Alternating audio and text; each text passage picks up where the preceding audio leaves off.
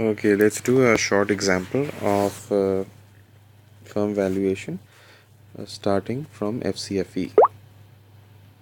So in our classes, we've done a couple of, or more than a couple of cases of FCFF based valuation. Now let's do a case which starts with net income, as you can see here. And as we discussed, when the valuation is starting from net income, then most probably it is a case of directly calculating equity value, which you can either do through FCFE, through net income, so through residual income and dividend discount model. So let's look at the details of the case. So if you're trying to value the synergy in a merger of two banks, right? One of them is Bank First, the other one is Farmers Bank. Net income for both the banks, which is expected next year, is given. The book value of equity, which is right now, is also given, and the beta for both the firms is also given. Growth rate is the same for both the firms, 6%. Market risk premium is 5.5, risk-free rate is 6%, and tax rate is 40%. Right. Let's move forward. The merger is primarily motivated by cost savings. So, as we discussed in the class, there can be multiple reasons for mergers, but the question needs to clearly stipulate which one is it that you're trying to value here. So here we are trying to value the incremental benefits that both companies can have if they combine and are able to reduce their costs. So a part is that we need to find the value of equity, which is the intrinsic value or the fair value of equity for Bank First. Similarly, intrinsic value for Farmers Bank. And C, if the combined bank can save $50 million in operating expenses a year, every year that is, starting right now. Right now means when you're discussing the case, which means that when the merger is about to start. So the first savings are not going to come about 1 year from now, they're going to come about right now. Let's start with solving this case. So firstly, as I've discussed, we're going to do FCFE based valuation. An FCFE based valuation based on starting from net income. So as we've discussed, free cash flow to the firm can also be written as EBIT into 1 minus T multiplied by 1 minus the reinvestment rate. Similarly, FCFE can be written as net income multiplied by 1 minus the flowback rate, which we've also called B in various discussions. So we need to find B in this case, right? Because that is not readily available, you need to first calculate what the B in this transaction is going to be. So we've got the net income, and we've got the beta, which is we're going to use later on. We've got the book value of equity. Now, as you should remember, the growth in EBIT into 1 minus T was the reinvestment rate multiplied by the return on capital. Similarly, the growth in net income is the flowback rate multiplied by the return on equity. So this is the formula that you need to remember here. These numbers are given. G is given, so B is equal to G over ROE, right? G is given, it is 6. Return on equity, you can clearly see very easily that it is net income divided by the book value of equity. So it's in this case 140 divided by 1200. So 140 divided by 144 divided by 1200, which comes out to be, this part comes out to be 12%. So we got 6 over 12, which is 50%. So 50% is the amount of money which is being flowed back into the company. So it's using this number, you can find what the free cash flow to equity is. So FCFE for the first year for Bank First is 144 multiplied by 1 minus 50%, which comes out to be $72 million. Now to value the firm, value of equity, we will need FCFE at 1 divided by cost of equity minus D. Cost of equity is 6% is the risk-free rate, plus beta is 1 and 5.5 is the market risk premium.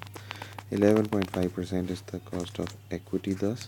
So you divide 72 by 11.5 minus 6%. This comes out to be 1309. $1309. So that's the value of bank first.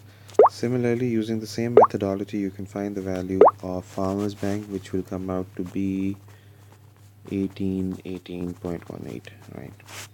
So without any synergies, if these two banks were just to simply merge, you would find the value of the combined bank without synergy to be the sum of these two numbers, which would be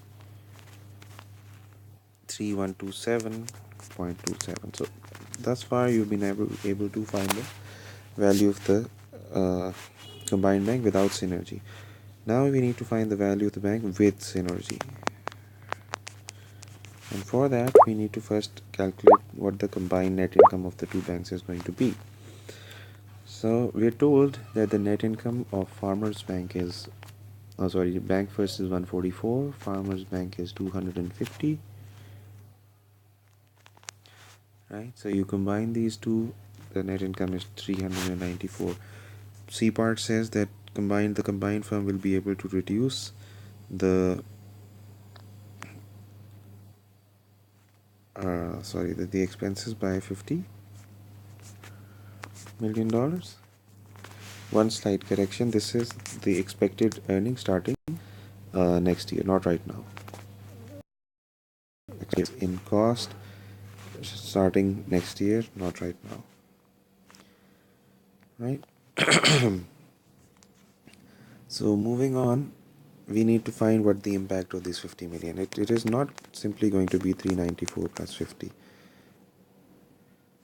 So the cost saving is not simply just going to be added up, because there is a tax and there you are going to need to pay incremental tax on the $50 of income that you're getting. So let me just quickly try and explain what happens here. So if you've got a company which has a net income of 100, let's say cost of 40, earning before tax of 60, tax rate at 40%, 24, net income 36. If you're told that now you're going to have a $10 of cost saving, which means cost is not going to be 100, it's not going to be cost is not going to be 40, it's going to be 30. This becomes 70, this becomes 28, this becomes 42, and as you can see, you increase the earning before tax by $10, but it has resulted in a 60% or $6 increase in net income. Where what happened to the rest of the $4? They were paid in tax. 40% was paid in tax. Similarly, these $50 million of cost saving are not all going to be translated into net income. Only 60% of it is going to be. So you do this. That 50 into 2.6 comes out to be 30. 394 plus 30 is 424. So 424 million is the combined net income of the bank with the cost savings. Now the next step is to again find the return on equity. So 424 divided by the combined book value of the two firms, which was 1200 plus 2500, 3700, that is it. Right, so this comes out to be 11.46%. Right. Now you can find the flowback ratio for the combined firm, which would be 6 over 11.46. So this comes out to be 0.06 divided by this number, 52.35% is the flowback ratio. So the FCFE for the combined bank next year is thus going to be 424 into 1 minus 52.34% divided by cost of equity, which would remain 11.5% and growth would be 6%. You calculate what this comes out to be. It is 3,672.73. You subtract the value of the equity of the combined firm without the synergy, which we calculated to be this number, 3127.27. 3127, you do the maths, it comes out to be $545 million. This is the value of synergy in this merger. Right? Thank you very much.